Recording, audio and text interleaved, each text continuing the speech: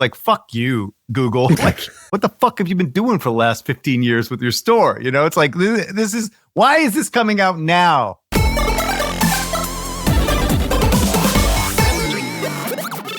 I'm hosting. Welcome to This Week in Games. Boys only.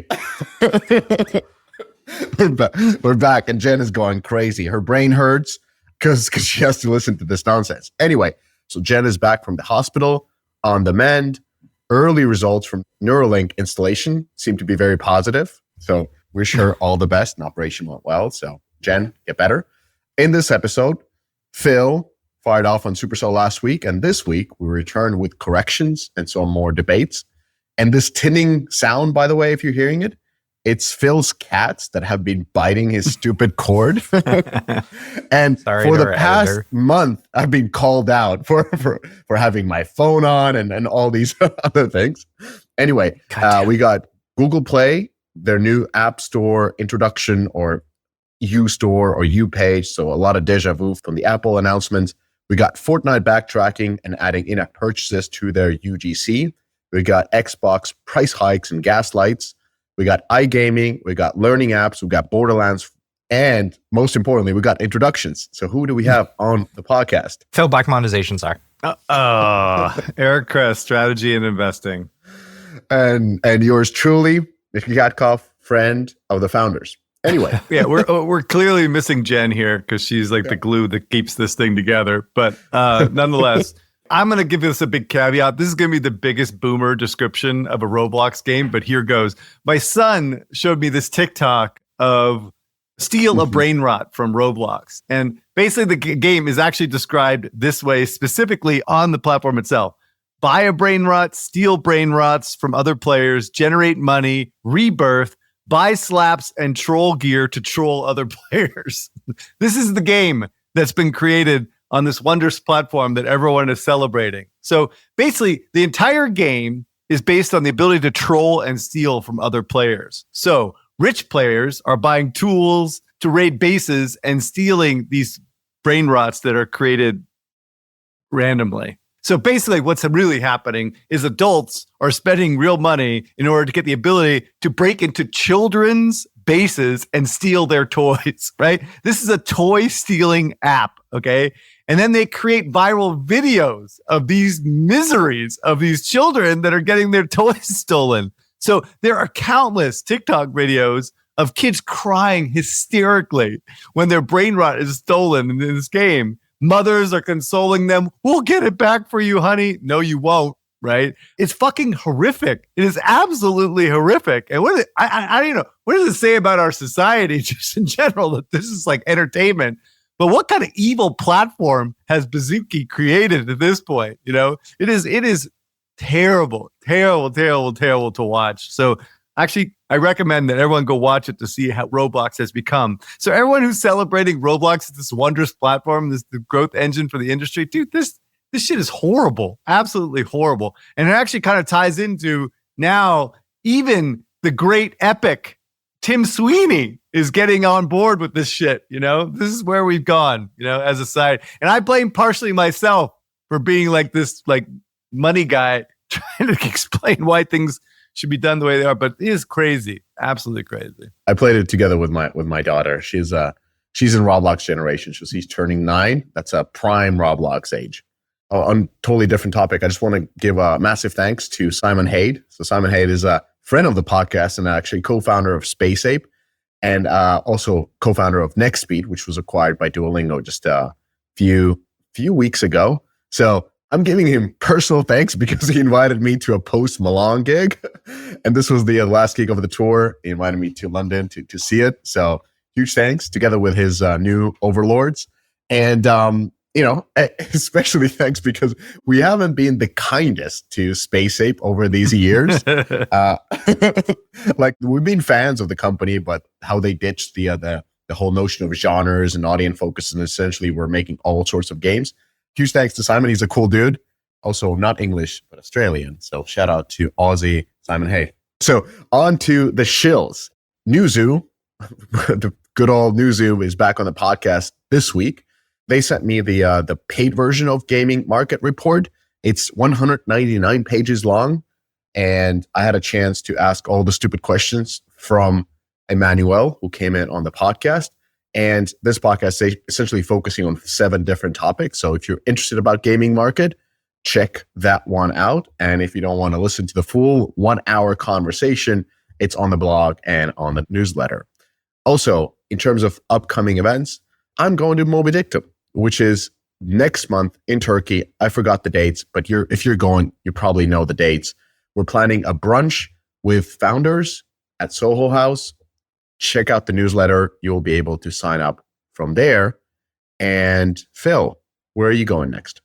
Well, I'm going to Cyprus. Based on your wonderful invitation for GDCY, it's going to be an executive event held in a winery.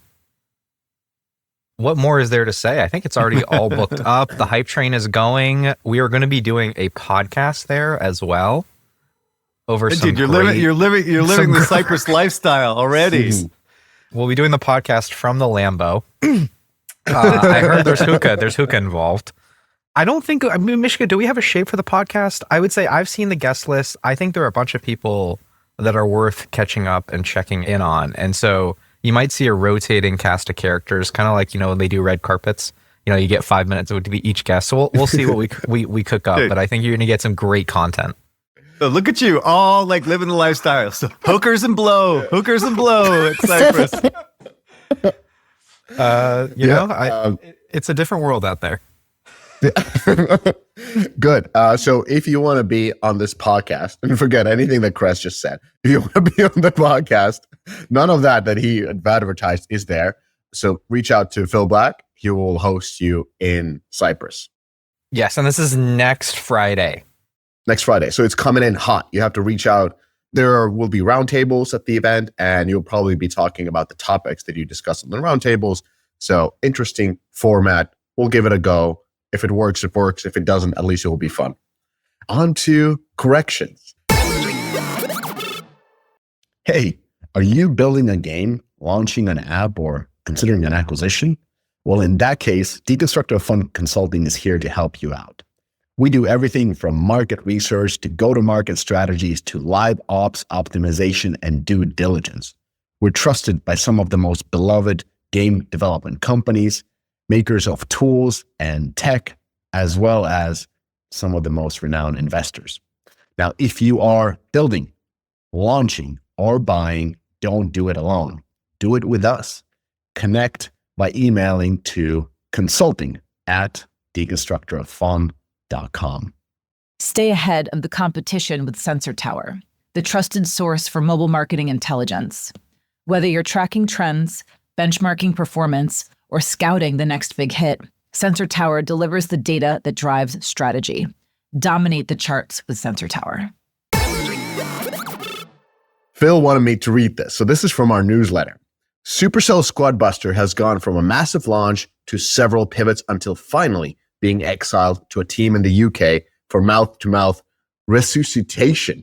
In the last TWIG, the game got Philip Black body shot. His takedown was sharp, pointing to the dangers of being good but not Clash in a portfolio built on lightning in a bottle. Supercell has the luxury of swinging for the fences, but that also means misses look bigger than they are. The moment reflect a deeper truth.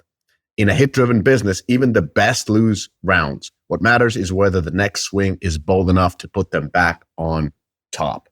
End quote from Phil Black. In Supercell's world, good isn't good enough. So, Phil, what am I correcting? Mishka, I've said none of this. I've literally highlighted all the lines that were AI generated. I said none of these things. Yes. Yeah. So this is AI generated. What we've done is, as anybody, is we run the transcript of our TWIG and put it into a newsletter, and AI lies, if you didn't know. And so we will be much more focused on figuring out the lies. But essentially, we're trying a new concept where we'll restart sending weekly TWIG newsletter in addition to our existing. It's for the same subscribers, kind of summarize the news, and we'll have a lot of different clips. But this one had all the things that Phil didn't say, but kind of you said it, right? Sure. In a more entertaining way. I would Phil, say what did you say? Different texture to some things. I don't think you need to be Clash, and I never thought Squad Busters was good but not Clash. And I don't think Supercell's portfolio is built on lightning on a bottle either. Anyways, okay, since that episode, a bunch of people have reached out. There's a couple corrections that I'd like to start with. One is I mixed things up, and I thought the Squad Busters game was shipped to London, to the Space Ape team. That was not the case. They actually shipped a London GM to Helsinki to help run the game. I would say the other thing that was clear amongst the feedback I heard from sources I trust is like, well, yes, they want to IPO, so no surprises there. We've talked about, there's just a lot of consensus there. For a year now. We've talked for a year. Squad Busters has been a shit show from the start to the finish. People refuse to kill the game. That has been affirmed by all of these sources. And that the game is basically dead, and it's going to be a fate similar to Boom Beach, where they're going to ship it to an outsourcer because they just refuse to cleave the head. And so the problem a lot of people identified was that the incentives can be messed up because there's such a brutal process to get a game global, that these soft launches can go on forever, that, you know, skipping these launches is actually just a way to survive, right? Because if you YOLO it and you get the game out there, then you guarantee a life for yourself. You guarantee a product that actually gets to hit the market rather than spending year after year toiling away in soft launch. The unfortunate thing was that a lot of people pointed out that they felt like Supercell's old guard was holding back the company and silos were forming, which meant that it's hard to get one complete picture of Supercell. There's just so many different Supercell cultures that are now spread out across all those different locations. And a lot of them have been led by Ilka's lieutenants, people who were really important to the early forming of Supercell, and they're well paid. They're having a good time. And sometimes they can be resistant to change, and that's slowed them down. When you look at something like Clash Mini, that game was from Shanghai, right? Remember, that was one of the first big Supercell expansions, right? Remember, there was San Francisco for UA, and Shanghai was supposed to be a proper game development studio. Clash Mini was a product that they worked on for a very long time and got to a very good state. Supercell refused to release it, and then they go ahead and launch Squad Busters without a soft launch. That is, I think, insulting, and, you know, that's unfortunate. The thing I will say that people were excited by is that there's some new GMs coming in, and this new blood could be really healthy for the company, as well as removing some of the GMs who are not successful in adding to the culture. So I think there's some bright side to this too, and let's see where everything lands. Did you hear anything about North America? I would say let's keep things positive. Let's keep things positive. All right. Let's just leave it at that. Okay. North America, let's talk about it later. I have a question. So kind of looking at Supercell's revenue charts, the revenue is climbing towards the heights of 2024 when Brawl Stars was doing phenomenally well. Phil here is showing just the Clash Royale revenue data. But basically what you're seeing is massive climb of revenue and also massive climb of downloads, which Supercell never talks about. And of course, everything is organic because you don't attribute things. But this is very interesting. Do you think Clash Royale will continue this rise and kind of be the game of 2025? A lot of this is being driven by, you know, pumping up UA, right? So like they have tons of downloads coming in. So like the revenue is going up associated with downloads, similar to what happened with Brawl Stars, right? But Brawl Stars came right back down, and I would imagine this is coming right back down. And so in some sense, like an IPO is possible. The market is really frothy right now. So this is the time in which they could get out. It is possible, right? I think it's far more important how they maintain growth, not this fact that they are actually growing by, you know, burning the ships by doing all this UA. You know, if this is like kind of a pump and dump where they're going to see the same type of performance they saw out of Brawl Stars over the next 6 to 12 months, that's not going to be a good thing. What they need to do, and I've said this a gajillion times, it's nothing new. They need to build organic growth with new games that deliver revenue and earnings, right? That's it. I mean, that's the goal, is to build new games that drive revenue, right? This is what Supercell hasn't done in over a decade, you know? So like they keep re-energizing old games, but not actually creating anything new that's sustainable, you know, since a long time ago. Are you serious? But when's the last game that was sustainable? I don't disagree with you, but that's their story has been, can they scale these forever franchises and inject them with new blood? Like that has been That's been their story, is like, can I take a team like Clash of Clans? Like, Clash of Clans, by the way, is up in terms of headcount. They've kept it going at an incredible run rate. Clash Royale is part of the scaling story too. Brawl Stars is a part of the scaling stories. No. My point is that that's not a good story. Why is that not a big story? Is like, we're getting the factory going on our biggest franchises.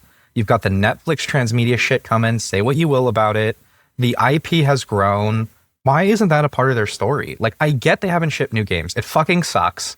They're not sustaining it. Like, Brawl Stars is falling off a cliff right now, right? After that huge story. So that doesn't mean it wasn't a profitable thing to do, even if it's coming down, right? It could have been a profitable campaign, and then they just dried up CPIs.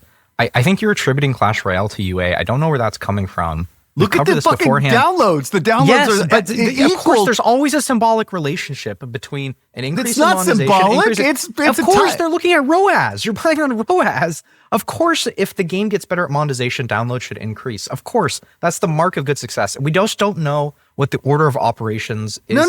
No. I have a hard time imagining they're just eating margin for this expansion. I don't believe that to be the case. They've been laying the groundwork for this in Clash Royale. They've made changes to cart evolution. They made changes to these lucky box systems. They've pulled back on free rewards. They've gotten their economy under control. They've done real things in the game economy. They did the same thing with Brawl Stars, and now it's like back to where it was before. Different feature set. Look, I don't know if this is just a UA push or this is a sustained increase. If you look at revenue, they've had level shifts up in daily revenue. Okay, when they've let's launched take a step key back. features. Even if they're successful in this process, I don't think this is sustainable from an IPO perspective. I agree. It's not a good story. It's not a good story. So that's my point. That's my main point. Fair. So I don't know why we're arguing, because like, if they can't build new games and scale them, then they are not a publisher that's worth their salt, right? Yeah. Having said that, like, I think people's pushback will be, well, look at EA, look at Take-Two, all they're doing is rehashing old games, but they're actually building new shit all the time, right? So GTA 6 is different than GTA 5, even though they're the same IP, right? So like, and in theory, GTA 6 will be bigger than GTA 5 in that sense. But EA is more like iterative, right? But they release a new game every year, even though it's FIFA and it's the same fucking game by almost all measures. It's still new and monetizing better. And this year it looks like it's going to be amazing, actually, for monetization.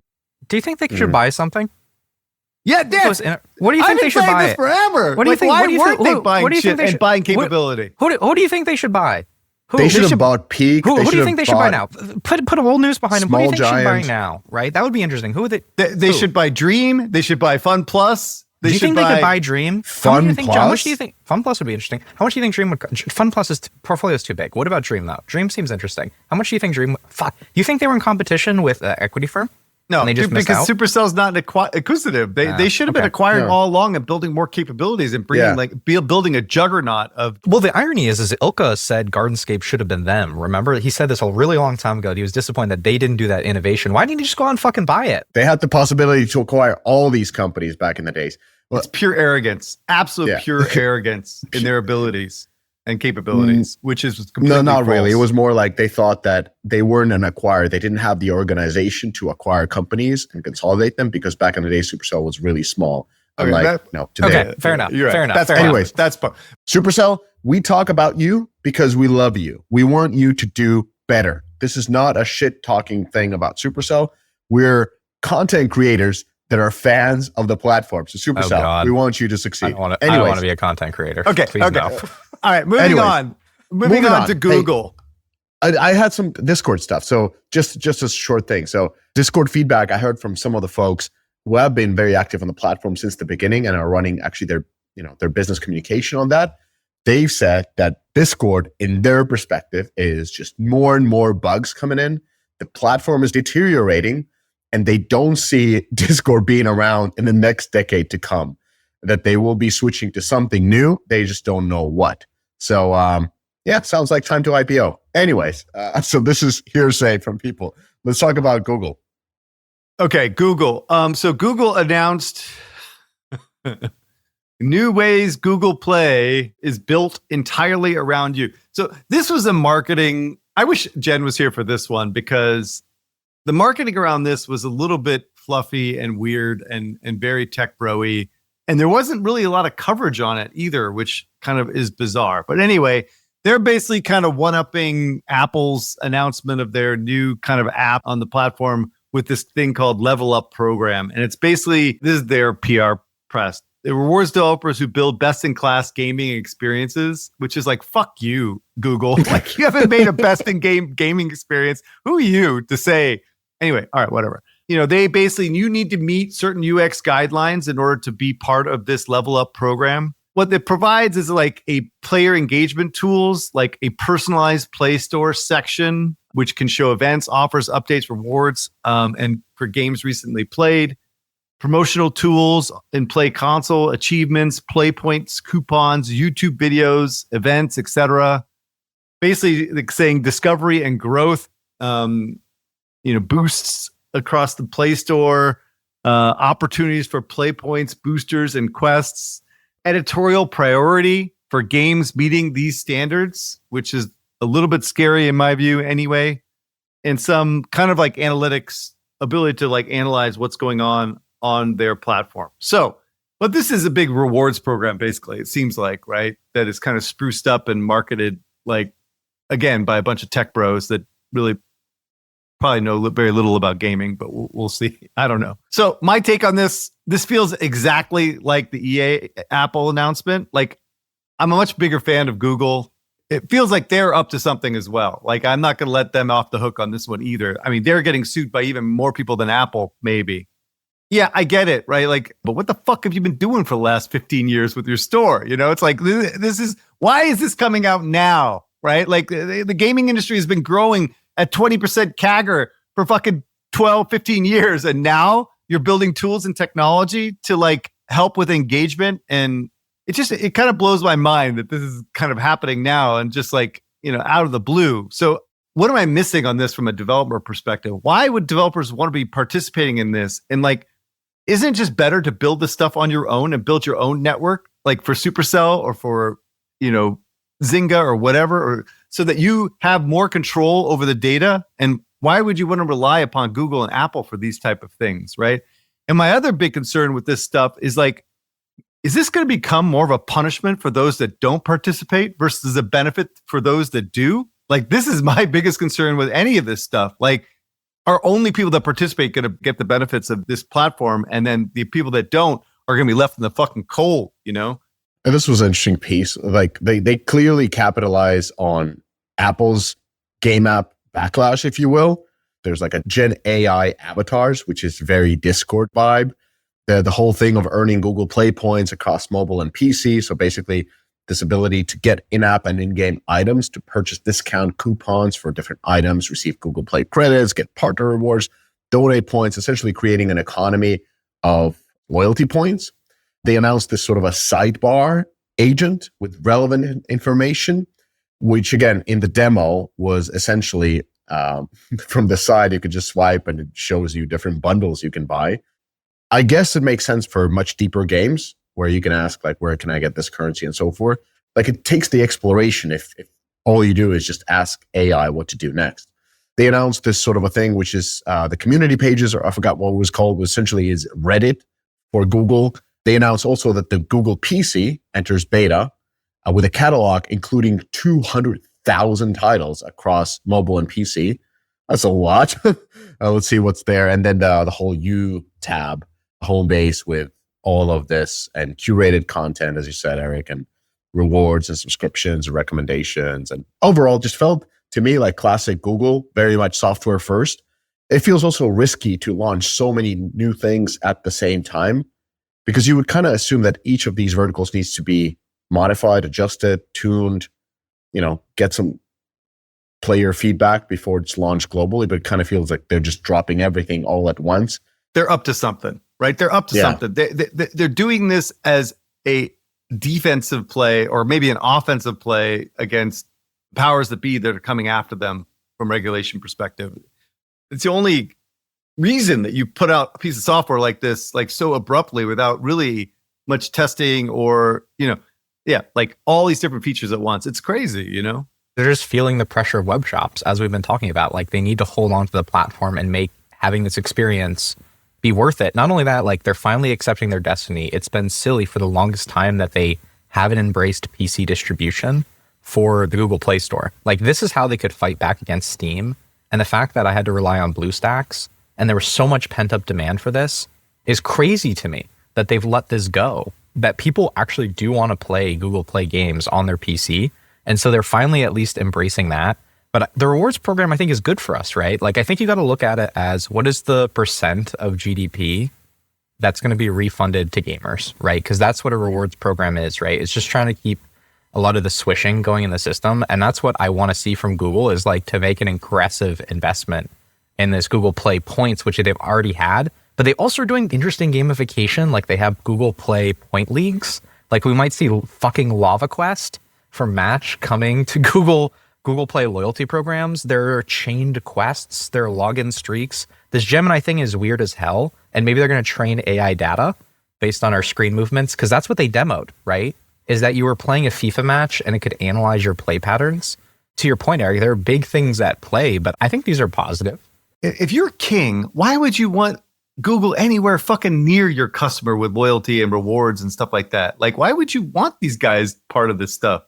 You know? No, you don't, because now it's a competing service to your own loyalty program. Like, if you go to the you built Supercell your store, own. any of these stores, they're huge opportunity, right? And you can do price discrimination based on who you give discounts to. If I'm an honest broker on this stuff, back in the day when I was at Kabam, we were looking at like Game Center and Play and all these other things as potential partners in building out this stuff. But we're like, we don't want them to build this stuff out. We really want to build our own interactions with our customer, right? And so that's part of the reason most likely Apple and Google didn't go down this road, because they probably got feedback from the publishers like, yeah, I don't know if we want that, right? We don't want that. But now they're introducing this like 15 years later.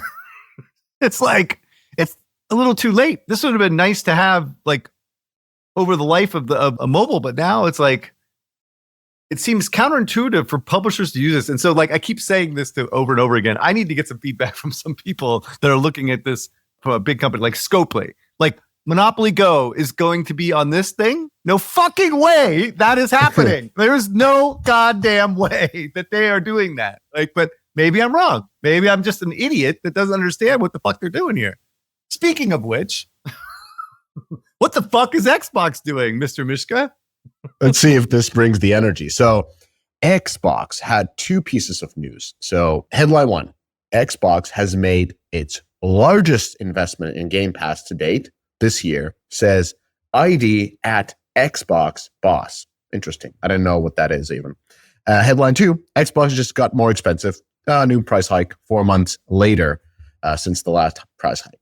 So talking about the first headline, the spokesperson for ID at Xbox, Chris Charla, said the majority of Xbox partners who have had a game featured on Game Pass want to bring their future titles to the service.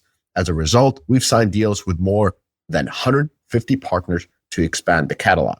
At the same time, as I said, the second price hike 4 months later, essentially, if we look at the cheapest one, Xbox Series S, it goes from $379 to $400, so $20.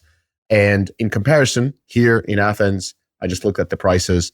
It costs $422 if we're using Course. So even without the price hike, actually Xbox are more expensive. In Europe, yay. Let me unpack this news the way I see it, and I'll let Crest go. So ID at Xbox is a program, Microsoft allowing independent game developers to self-publish titles for Windows and the Xbox. And this person is heading this program. And why they're making these news is, I think, is because FTC has been on Microsoft's ass about Game Pass. And they have doing this because they keep hiking up prices while making the service worse. So Microsoft ditched last year, September 2024, its Game Pass for console tier and introduced this new $15 tier, which basically gives access only to the back catalog and not the new games.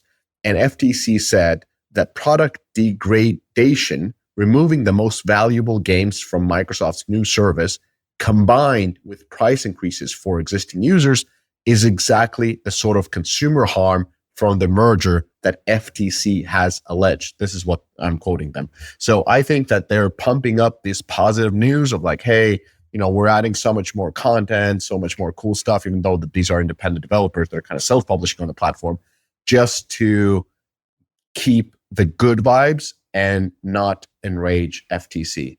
Chris, you know this much better.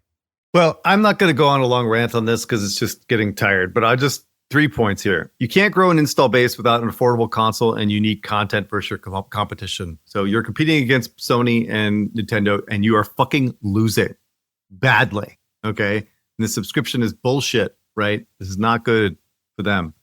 You can't keep increasing the Game Pass costs and hope to scale to new users. That's ridiculous. There's no way you're going to get more users by increasing the price of the fucking subscription. This is crazy. And just for the record, no one wants to play your fucking service on an iPhone, and no one wants to play your stupid streaming tech. So like, that's not going to work either. So, I mean, this is just like watching a train wreck in slow motion. It is fucking painful. Painful. And I agree. This is exactly what I was concerned about and the FTC was concerned about. But unfortunately, the FTC had no ability to actually do anything against this merger, right, between Activision and Microsoft. And so now we're kind of stuck in this quagmire of bullshit, right? So I really do feel sorry for anyone at Microsoft at this point. This is going to be a long, painful, arduous like process of destruction. It's really sad to see what's become of Microsoft. So anyway, all right, moving on. Let's talk about Epic Games. Actually, to no real surprise. Well, actually, this is a bit surprising. I'm a little bit torn on this one because I've been fucking railing against this since this thing was like announced, right? So supposedly, starting in December 2025, creators of Fortnite Creative using UAPN will be able to sell in-game items directly in their Fortnite islands. So finally, these things will be consumable, single limited use, durable, cosmetic, skins, etc. So at the end of the day, finally, they're allowing microtransactions within their games for developers, right? Which, again, is like fucking obvious, right? Like that this should have been done from the get-go. It never made sense to design a platform without the ability for your developers to actually make money. So they're clearly moving away from this idea of engagement-based monetization, right, for their developers, and they're allowing people to do MTX finally, right? So just to be clear, though, Sweeney was out here June 2025, and he said, and I quote, Epic wouldn't add any more monetization options for Fortnite creators. The rationale is to keep Fortnite player first, avoid pay-to-win, loot box-style mechanics, and prevent items that only work in one island. He contrasted this with Roblox. He also warned about ecosystem shitification. In shitification, he created a fucking term of what he's doing right now, by the way, from aggressive monetization. Well, so much for that, right? He clearly got off his high horse and realized that you can't build a platform in this bullshit method at all, right? And again, this was the only way to build a UGC network is to allow for monetization. And it was a really dumb idea not to include this from the very get-go, or at least express plans of integrating it. Maybe it would take time for them to integrate it. That's true. But to be just a few months ago, he's basically saying, no fucking way we're doing this. And they're doing it because obviously it is the most obvious thing they need to do. So the question now from going forward is, how much are they going to police loot boxes and pay to win, right? What are the rules of engagement for publishers and developers? Are they going to even allow loot boxes? Actually, it's a little bit unclear so far anyway. I don't really know. My bet is that the fucking legions of lawyers at Epic are going to be all over this like white on rice, dude. Like it is going to be bad, right?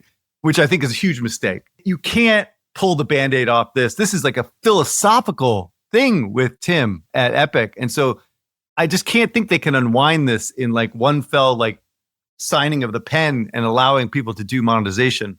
And the other last challenge is that they have to bring all these developers back, right? Because all these guys started making games for fucking UAPN. It was a fucking disaster.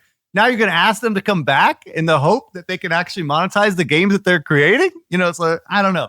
It seems like a bit of a challenge for them, but it is the right move. It just should have been done a long time ago, right when it started. I don't know what to say. Like I remember having Alex Ropian and Pete Hawley both came in on the podcast, and they were kind of early on this platform when they launched, and they were very they gave quite of a sobering take of where the platform was at that point.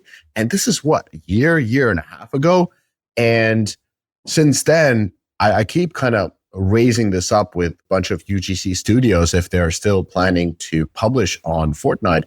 And all of them are kind of not abandoned, but basically just saying there's nothing there. Like it's not a sustainable platform. Maybe these are the very much needed changes that begin making it. But I was looking for some information today, just kind of Googling whether the Fortnite UGC is growing. And apparently, according to some numbers, it is.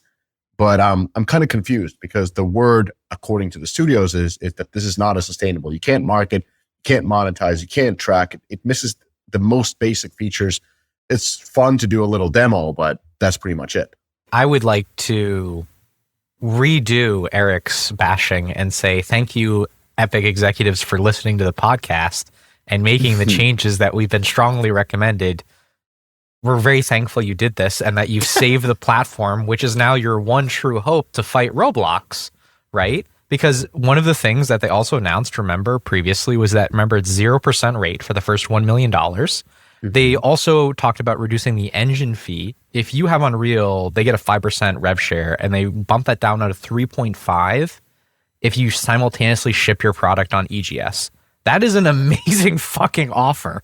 That is an amazing fucking offer to putting something on EGS. So I give them credit for that. Remember, they have the first run program. For the first 6 months, you get 100% rev share. And then remember, you only transition to 88%. They announced Epic Web Shops, which I think is going to be really key. Remember, they still have the mobile distribution due to the DMA in Europe. And they announced that they have 40 million installs on the platform. So you got to give them some credit for that.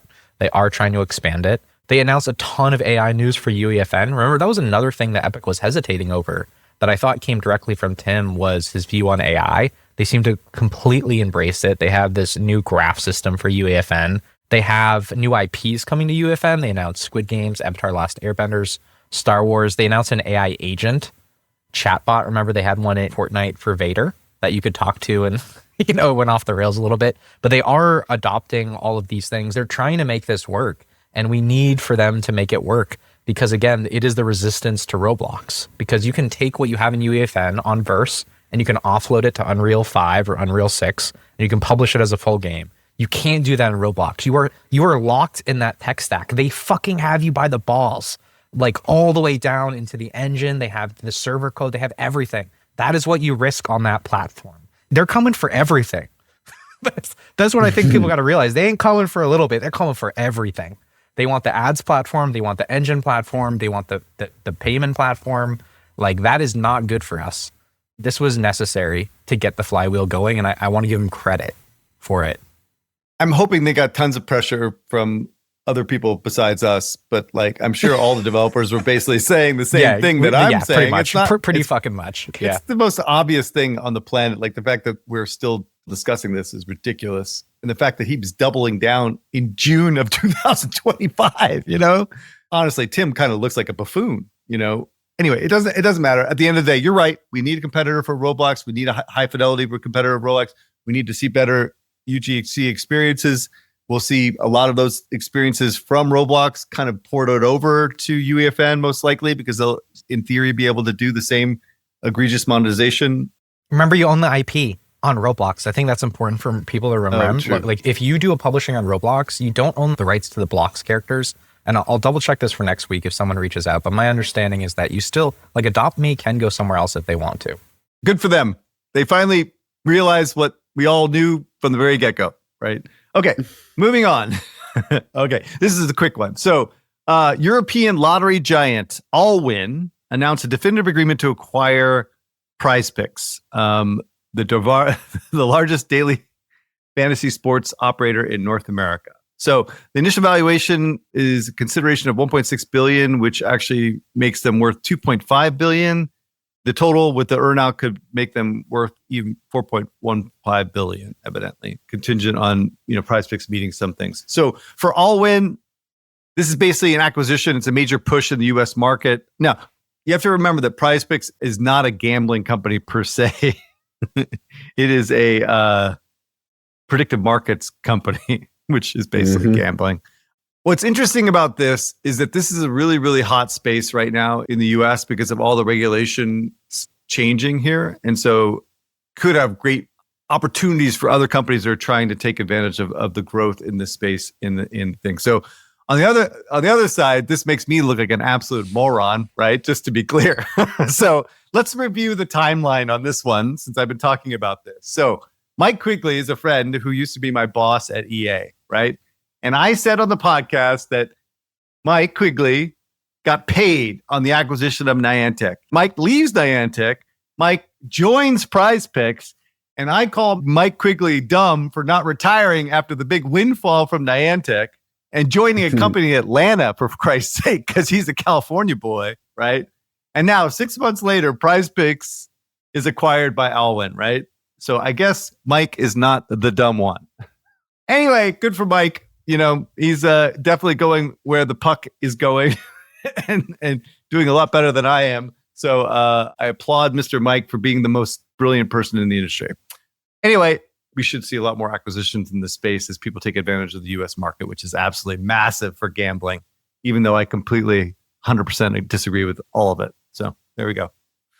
This is huge. I'm doing a lot of consulting for this right now. There's a lot of people looking at this space. I think the prediction part is important, right? So you go into Prize Picks, there is a, hey, you know, is LeBron going to score 30 or more points tonight? Yes or no? That's how they frame it. I think that is important. But if you are a game maker, there's nowhere we can't apply our tool set. And when you play a lot of these sports books, slots, whatever it may be, they really struggle in terms of UX. And there's a ton of opportunity to do better in this space that, again, no one has brought to bear on them. They are completely siloed, and pay attention to it. Hopefully in the coming weeks, I want to talk more about sweeps, which we haven't done a great job on, but that's been another space that's exploding. There's a lot of segments on mobile that don't show up on Sensor Tower anymore, right? These are all payments that are usually happening off platform. You're not going to see the IAP revenue, just like the AdMon stuff, but they're really, really exciting. And they're just, again, not hitting the balance sheet. Yeah, it feels like we need to bring back the tokenomics segment to just talk about. Oh God, not the Web3 fucking predatory shit. No, we still don't care about that. No, I'm just mean like they're as evil as iGaming and skill gaming and sweepstakes and whatnot. So here's my biggest concern, actually, honestly, with this when I was thinking about it. So Mike Ibarra came from Activision Blizzard, right? And he is the CEO of the company. And the one thing that Prize Picks has done is they've maintained themselves as a predictive markets company and not gone into actually gambling, strictly gambling, right? Which is part of their mantra all along. Personally, I don't know I'll win at all, but I can't imagine that that's not what they're angling for here, right? To get a foothold into the actual real gambling market in the US with Prize Picks, because Prize Picks is the largest predictive markets. So strategically for them, I would imagine that over time, this is the way they get into this market, right? Because they don't have any presence in this market right now. There's more predictive markets going on. Remember, there's Polymarket, there's Kalshi, and Robinhood is kind of experimenting with this. Like, there's a lot of really interesting things happening right now in terms of like dynamics for this. Because like all of these businesses are basically like grafting on all this shit. Like a lot of these companies are like grafting on slots onto sports books. Like they're just basically grafting on all these high like average revenue per paying user businesses and like using them as UA funnels. Again, I think there's a lot of entry points into this, right? Is it the largest prediction platform? I'm sure it is, Eric. But like the Polymarket stuff and the Kalshi stuff is very interesting. It's a different world, but I think it's still in that same ballpark. No one's gamifying this as hard as they should. Have you played Prize Picks? It is pretty amazing what they've done. Yes, I think it can be even better. I think there's more they can do to make it even better.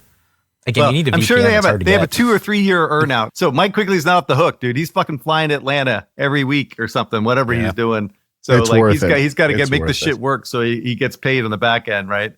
Then that guy better goddamn retire, dude. If he takes another job, I'm coming back at him. I don't care how smart he is, dude. Enough's enough. Anyway, all right, moving on. Game devs. Here at Heroic Labs, we know that great gameplay is what players love, but integrating metagame features like challenges, progression, and rewards is crucial for retention and monetization. But coding them is a tedious and time-consuming process. That's why top studios have turned to Hero from Heroic Labs.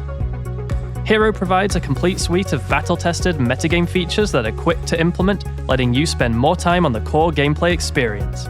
Ready to ship fully featured, engaging games? Check out Hero today at heroiclabs.com. Guessing where your users come from? That's so 2010. AppsFlyer is like having a cheat code for mobile marketing. Pinpoint attribution, real-time insights, and analytics that actually make sense. Stop flying blind and start flying smart. AppsFlyer, because your data is your best co-op partner. Web stores. You've seen what good looks like, but have you seen great?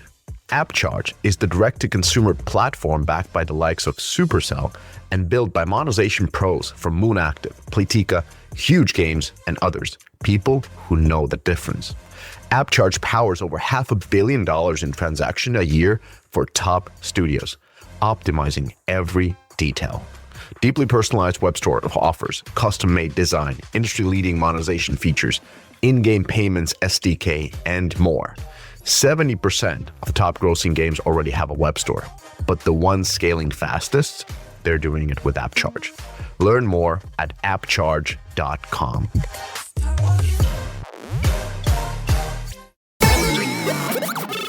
I want to talk about an app because we've been talking about apps and games, and this is kind of a company that has a big gamified app.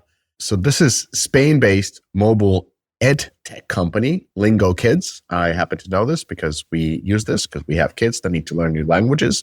They've raised $120 million in recent funding rounds. Christ. But here's the thing. You got to go to the details. This round combines equity financing and go-to-market investment. And the one of the investors is General Catalyst. And General Catalyst has a big customer acquisition fund.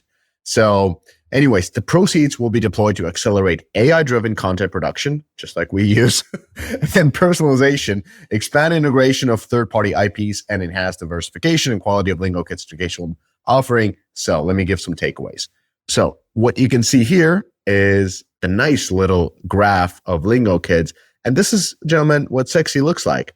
You got the downloads going nicely up. You know, there's different campaigns. It goes up, it goes down. And then you have revenue just jumping and going like up, up and to the right. And when you have graphs like these, you're able to raise significant rounds. So that this is like the good old mobile. So apps are still there. Other takeaways, apart from the sexy graphs, that's a lot of money. But again, we don't know what the percentages of UA financing is. You can go and check out, we had a podcast probably less than a month ago with PVX and General Catalyst GM, who was actually running this customer acquisition fund. And he talked about actually mobile gaming examples where they use it. So it could be that 80% of this fund is user acquisition financing. It could be that 15, it could be 50. So we don't know. We don't know how much of the 120 is actually financing. This one is perfect example how you compete with Duolingo. There've been plenty of different learning apps coming out that are aimed essentially at the same audience, and they use different hooks, maybe more serious, maybe more AI conversations like Practica. But in this one, this is conniving because Lingo Kids literally gets them young. So you get the kids learning the languages, and then as they mature, they probably have more apps coming out and in their portfolio that will keep the kids engaged. So very smart way to kind of capture them before they get to Duolingo. Another takeaway is UA financing works at a massive scale, and this is what we'll be seeing.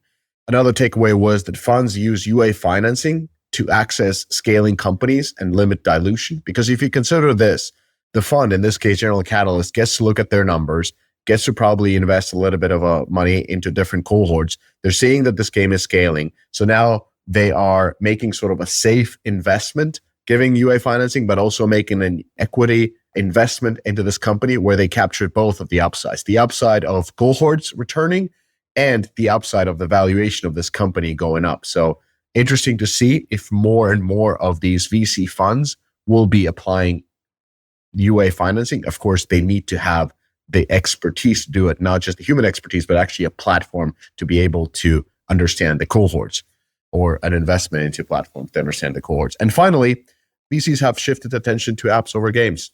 I think this is one of those examples, and interesting to see that this company has actually launched games and launching games in addition to apps. Phil, what do you have about this? Do you know how they monetize? Subscription. They have a subscription revenue.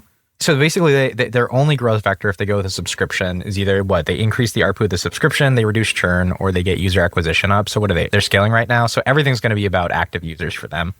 I don't know. Let's see.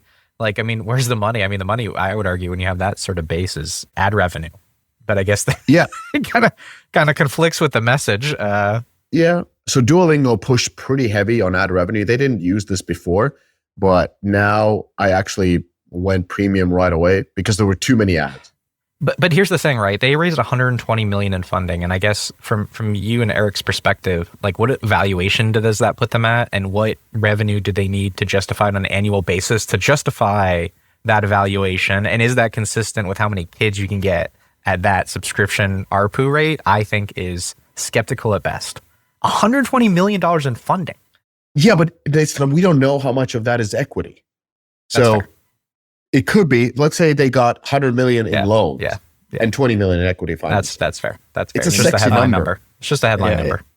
Okay, news. Take-Two Interactive, through its subsidiaries Zynga and Rollic, remember they acquired Rollic, they have acquired full rights to the mobile puzzle title game Color Block Jam.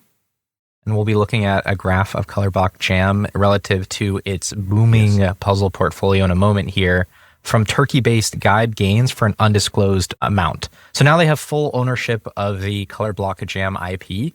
It feels like almost overnight, but when you look at what Take-Two has done in a lot of these casual puzzle genres and how they've grown a lot of really interesting match titles, they have 3 huge leaders right now. They have Color Block Jam, which is leading the block puzzle subcategory. They have Match Factory, which last time we checked in has scaled to a nice healthy equilibrium. It's going to continue to generate a lot of money each year. That's the number one game in what the Sensor Tower calls the match pair genre. And they have the top game in Blast, which is Toon Blast, which is down, to be fair, but still is the top game in that subcategory.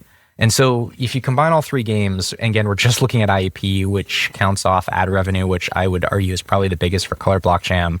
They did 68 million according to Sensor Tower. So that around 800 million per year in annual revenue, maybe 1 billion with ads. That's a significant chunk of cash now for Take-Two, and they've kind of almost quietly become leaders in puzzle. I know you've shit on the Zynga acquisition, but I still think this is a really positive result for them. Definitely, they are back on track now. To be clear, if you actually look at the data, every single one of their franchises is down except for Peak and Rollic, right?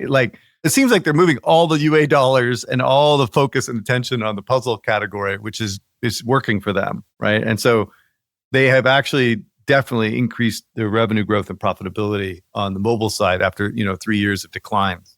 So they had 15 million MAU for Color Block Jam in August 2025. Toon Blast hit 6.5 and Match Factory hit 5.3. They all seem to be on pretty steady trajectories. I mean, that's super impressive. You got to hand it to them. And these are innovative games too. I think that needs to be pointed out. They're not just generic copies. They try to do interesting things in each one of them. I would just want to say a couple of words since I visited actually Rollic's offices, and we have on the Deconstructor of Fun, we have an interview with their CEO, Burak Vardal. And I mean, this is the biggest hybrid casual publisher. I'm sure Take-Two is loving them because they keep the engines humming. They're working on a Barbie game. Remember that announcement? So they're pulling in IPs as well. They basically have control of the whole Turkish ecosystem as a publisher. Powerful company. And what's interesting about it, they're so different than Voodoo.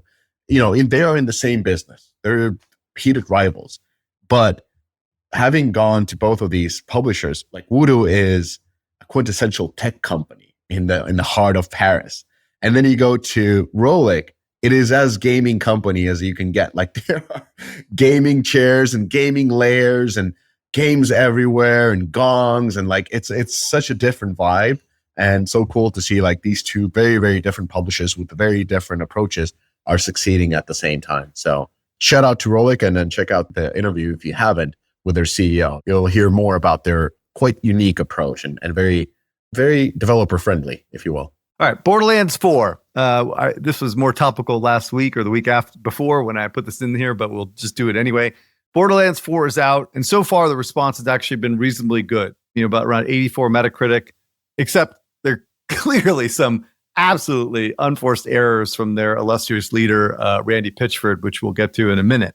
Overall, the feedback on the game is it's been toned down from like the raunchiness and the silliness in Borderlands 3, which I think people didn't like so much. So they basically notched it down a bit. I personally would still argue that they just didn't move away from the core formula enough. Like it seems like there's an opportunity to expand beyond what they're doing and build more of a looter shooter with more depth. But you have to respect the fact that they're just trying to maintain the core vision of the game and keep that core gameplay for their core and fan base. So I think they're sitting at like 3.5 to 4 million units, somewhere around there, which is actually a reasonably good performance, not exceptional, right? But overall, it's a very, very good Borderlands game, generally speaking. However, there are some performance issues on PC, right? And a lot of the claims have been with the fact that Unreal optimization with Unreal 5 has been a challenge, and it's resulted in some really struggles. Like even on the highest quality card from NVIDIA RTX 5090, these cards cost like $1,000 plus, right? They're having some issues with frame rates and stuff like that. There's real struggles on Steam Deck and other low-end devices because Steam Deck is a piece of shit. But this is all relatively common issues for the PC community, right? Obviously some genuine concerns when these like super cards can't work, but nonetheless, optimization is actually critical, and that's why PC is kind of a painful place to be. But of course, Randy Pitchford, who can't keep his mouth shut, put his foot in his mouth in the most epic fashion for no reason at all. Like he didn't need to comment on this stuff. And so basically on this feedback, this negative feedback on performance on PC, which is a small segment of the overall audience, by the way, the majority of people are buying this thing on console most likely, but it is more of a PC type center skew. He basically said, this is a premium game for premium gamers. These are all his quotes, by the way. So he defended Borderlands 4 demanding hardware requirements by saying it's a premium title and the players with older or underpowered PCs shouldn't expect it to run well on low spec machines. Okay. Then he used like this monster truck leaf blower analogy. He's like, if you're trying to drive a monster truck with a leaf blower's motor, you're going to be disappointed. I.e., if you have weak hardware, don't expect high performance. He told to satisfy his players that they could get refund from Steam if you aren't happy, or that they should consider running at a lower resolution, like 1440 versus 4K for better performance, which actually is a legitimate thing. But still, when you're running an 8090, you don't run on fucking 1440, right? Okay, finally. And then less than 1% of 1% of players report valid performance issues based on his support tickets. But like, all these things are just creating this incendiary moment that didn't need to exist. Like the PC players are the core of the core. Like you don't want to piss them off. And when your game releases, Brandy, please stay the fuck off Twitter, right? Like let the comms do the talking for you. Let's say that you're working on solutions to make it better, right? That's all that needs to be said. There is no reason to go out there on Twitter and start fucking saying this bullshit, right? I frankly agree with him on most of this point, right? Like if you want to run the highest specs on a PC, you have to have the right rig to do it, right? But there's no reason for him as a publisher to say these things, You don't want to engage with these lunatics that are like super hardcore PC guys. And basically it only can hurt your reputation from the gamer perspective, but also it hurts the customers that you're trying to attract to your game. And so anyway, like, it's just a PR nightmare for them. Every time he releases a game, it's always the same thing. He just starts going off on Twitter, right? I don't know what he's thinking. But anyway, nonetheless, the game looks pretty good. It's doing well. It is another, great big franchise for the gaming industry. I think it's really interesting to contrast this against what we just talked about, which was Puzzle for Take-Two. Because remember, this is all under one roof. If they've done, or let's say 3.5 million copies, let's say $60 ASP, you're looking at around $250 million. So let's double that, right? Let's say they get to 8 million units and let's hold that $60 ASP constant. Okay, that's $500 million, right? And we just were talking about these 3 puzzle games doing in excess of $500 million every single year. Like that just looks like such a more attractive business to me, like running a live service, which sounds very obvious, but I think it's important to like re-highlight like, oh man, Now you've got to hold your breath every single time they do a new Borderlands of like, are they going to pull it off? Right. And when I looked at the MAU numbers for Borderlands, so if we go to that slide, Mishka, we look at some of the comps, and I think it is tough to comp Borderlands. But when we look at it against, let's say, The Division or Diablo 4, or we look at it against Warframe, I think that's an interesting way to look at it, because Borderlands 3 was having around 1 million MAU across Steam, PlayStation, and Xbox. Like, that's a fairly decent base to try to build a franchise on.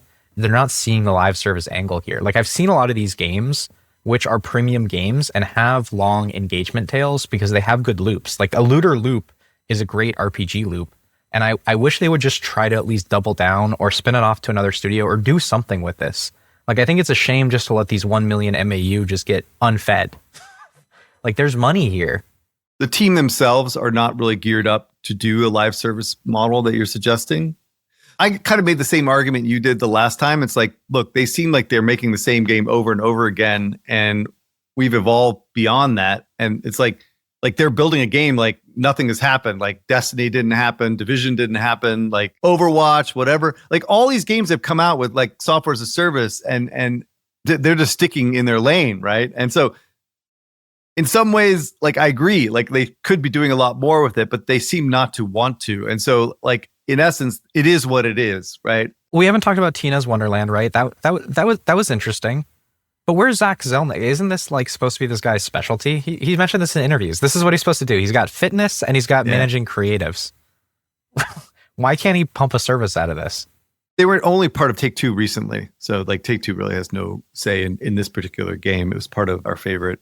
They were part of Embracer for a long time. And so like that's when this game was made. So it's not like Take-Two or Zelnick has any say into what this game is, nor would he, because Randy has has like a tight control over this.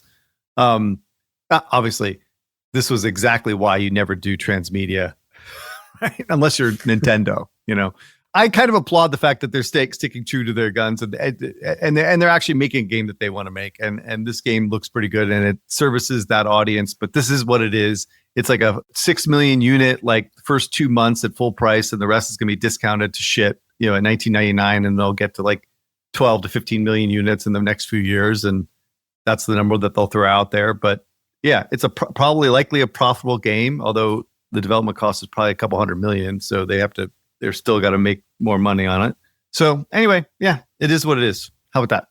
Like, it looks really good. Like, it just bounced, like it's higher than Warframe on this one in terms of user base. But basically what you're saying is this will fall off the cliff. Yeah, it's a premium game. This is just launch hype. This is movie. Okay. This is movie theater economics. Yeah. Okay. Well, shout out to Kevin Hart. And I think it's Kate Blanchett. Kate Blanchett got fucking looped into a Borderlands movie. That's what we brought to this world. No one can escape. That's nobody. No one cares. Anyway, see you next week. Goodbye, everybody. You did it. You made it to the end of the episode. As a fan of the show, it would help us out if you'd subscribe and leave us a review on the podcast service of your choice. Those stars and likes, while a small action on your part, mean a lot to us and help to grow the show. More importantly, are you a member of the Deconstructor of Fun Slack group? If you have 5 years or more of games industry experience, go to deconstructoroffun.com/Slack and apply to join. Join the games industry best professional community filled with peers always willing to lend a hand, or subscribe to our newsletter to get all the latest insights from the Deconstructor of Fun content creators. Thanks for listening.